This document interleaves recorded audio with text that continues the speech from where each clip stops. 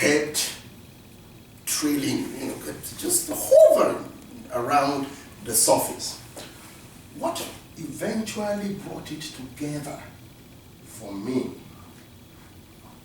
was when I was somehow conscripted into the founding of the latest giant organization in African studies. You may not have heard about it yet because we're still doing a lot of strategic meetings and all that. Because when we celebrated the 50th year, the 50th anniversary of the Institute of African Studies last year in Accra, part of the fallout was that now we need to start an ASAA. We have a website now, the African Studies Association of Africa. The African Studies Association of Africa.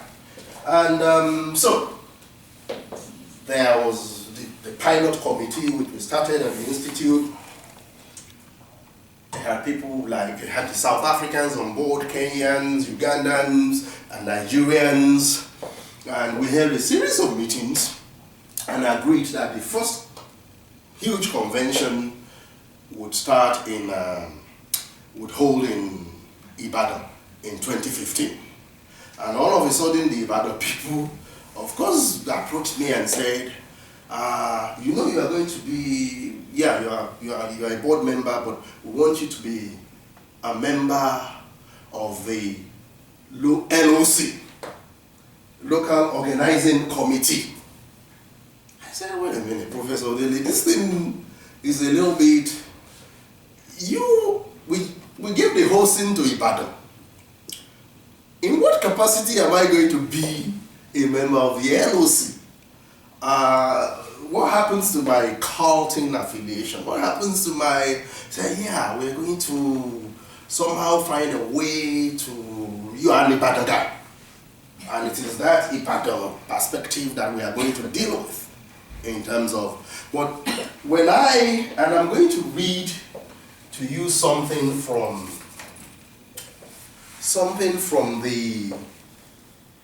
the conceptual foundational document that we cobbled together for the ASAA. And these are meetings attended by folks from Codes. If you are anybody in African studies in the continent, you are a member of this thing. And we came up with this document. Two of us, the only two of us based in North America, had a lot of objections to some, but I want you to listen to this language and you'll see what I'm talking about in terms of borderlands, contact zones, and binaries.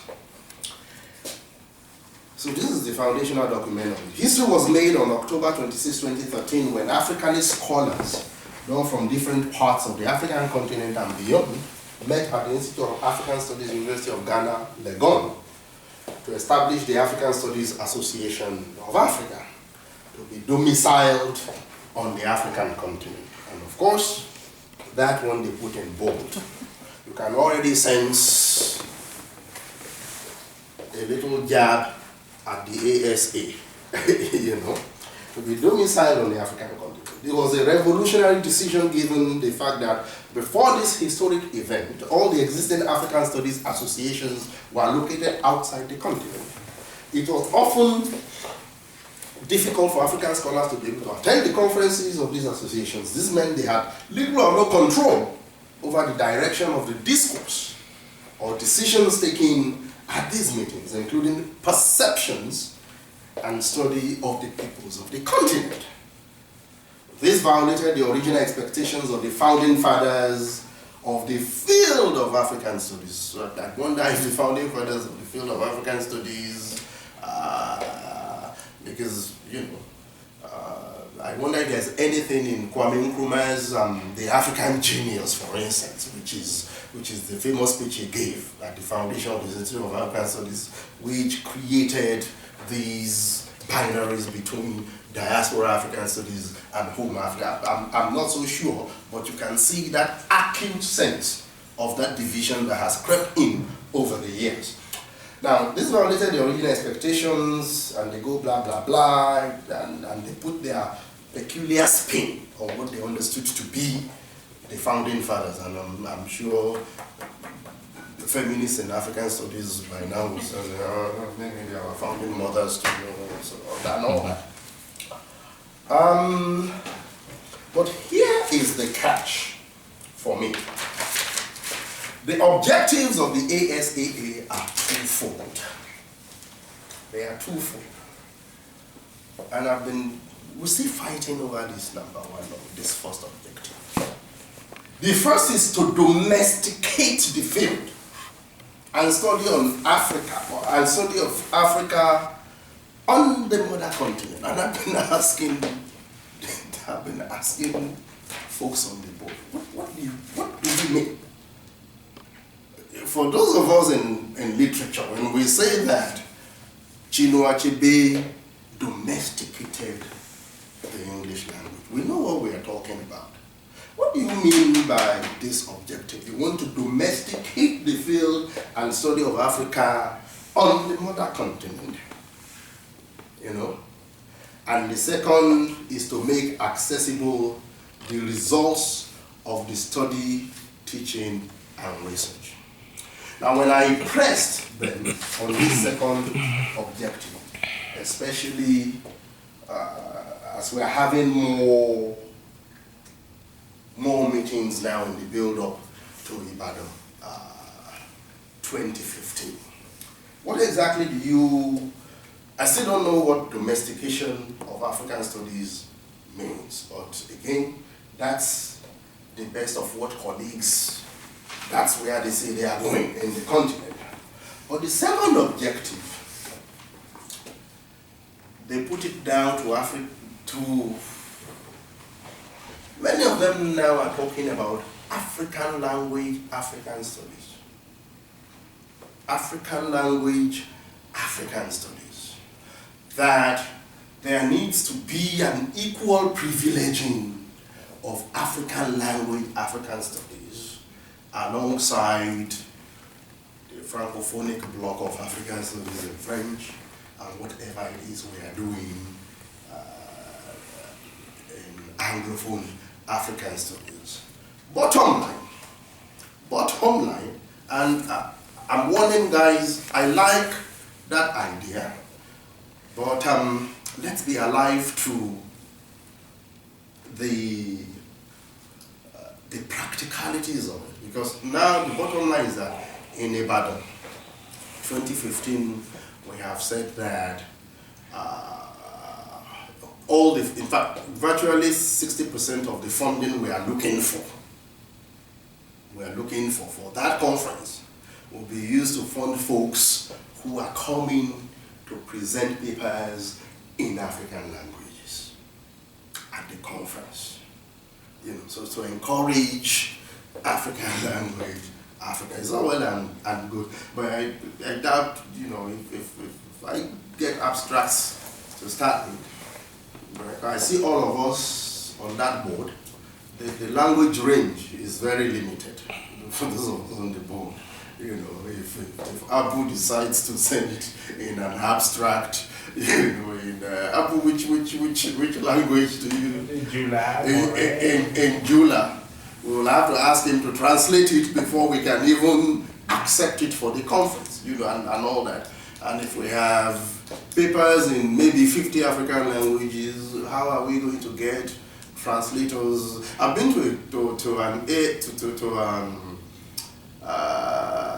an ASA conference, I believe the one in DC in 2005, where a panel was going on in French, and everybody in the audience, they were all Anglophones. That's even between English and French, let alone, but that objective is out there, that there is an African language, African studies that is being grossly underprivileged, and that's what they mean by making things more accessible and all that. And they think that it's only those who are on the continent who are starting to pay real and genuine attention to African studies and African languages. And I tried to tell, I said, oh, wait a minute, I know a lot of centers and institutes in North America who actually do a better job, teaching maybe languages and doing immersions and all that you guys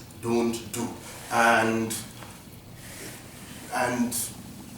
in the future, we need to think of ways of establishing communication between what is starting to emerge as African language, African studies, and African studies, if we accept that they are two distinct discursive formations. The last thing that I want to say is that a great deal of what I also heard in terms of their perception of the differences between what they do as African studies and what we do here is that everybody from Johannesburg to Accra to Lagos, you guys, you still have a messianic traditional approach to African studies, which means they are positioning themselves in terms of lacquer. And if you are here in the global north, you have, and that makes all the difference between how you engage and how you package Africa. And it's saying, for instance, you guys are still doing a lot in the disciplines and all that. Even when you claim to have moved beyond development and all those models, essentially, that is what you guys are still doing, or repackaging in newer terms. Whereas here in the continent, we're interested in African innovation across the world. We're trying to generate knowledges on African innovation and all that. We're trying to take the disciplines, the fields. We want to, that's what we need. We need to understand what it means. African innovation means what and where we can go with it. And we don't feel that you guys of the global north, you even understand or you get it when you read your papers and your books and whatever. The field that we are able to read, because we don't get those books here, we don't get enough sense of it. And so by and large, it was a year of apprenticeship for me. Yeah, I took that expertise there. I designed, and they are accepting the first set of students to the new program. I designed, But I found out that I also had to do a lot of listening. I also had to unlearn a lot of privileges or things I took for granted in terms of what I thought the field was. And you just get to places and people try to externalize you and all that. So that's why I have described myself here as the returnee Africanist to the continent, who basically went to learn. So that's all I have for you. I'm interested in hearing your own personal stories in terms of how you have experienced these borderland issues and where you think these sort of things would go from here. I don't even know, for instance, the membership of the ASAA, and I've been asking them, are we going to have some kind of affiliation, maybe adjunctship in the continent before we can be members? So a lot of places where we are. What would be the role of maybe Carleton IAS in terms of professional affiliation and partnerships with this? Because it's huge, it's big, people are joining it. And if you're saying that you want to domesticate, so again, that's basically why I call this a collaborative effort. I just wanted to throw out some of these experiences, get your feedback, and your own personal stories about these divisions. Thank you. So we have another half hour, and I can let you lead the sharing or the discussion.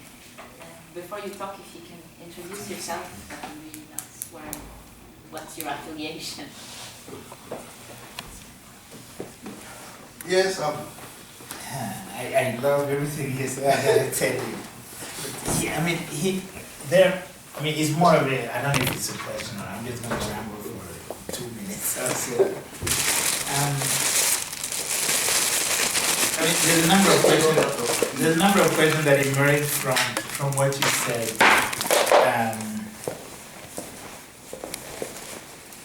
Among which, the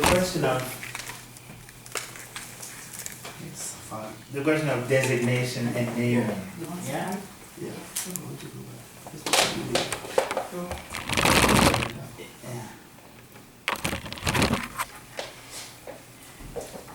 The question of designation and naming. Now, in some ways, there are debates around what is an Africanist to begin with. Is an African studying Africa an Africanist? Or is Africanism, which is also a set of discourse that people have looked at, according to all the Mujimbe's and others, in a particular way, right, as a kind of heritage of different types of, discursive itineraries and trajectories that take us back to some heritages, scholarly heritages, and old school anthropologies, and those kinds of things. So that's why I was intrigued that you call yourself an Africanist versus an African scholar returning to Africa, for example. The other question, of course, seems to be one around the question of a kind of reactivation of the Ngugi discourse around language. Yeah. Which again, I mean, I think it's, and you took it even further back in some ways to the 1960s, not only the literary content, but also the founding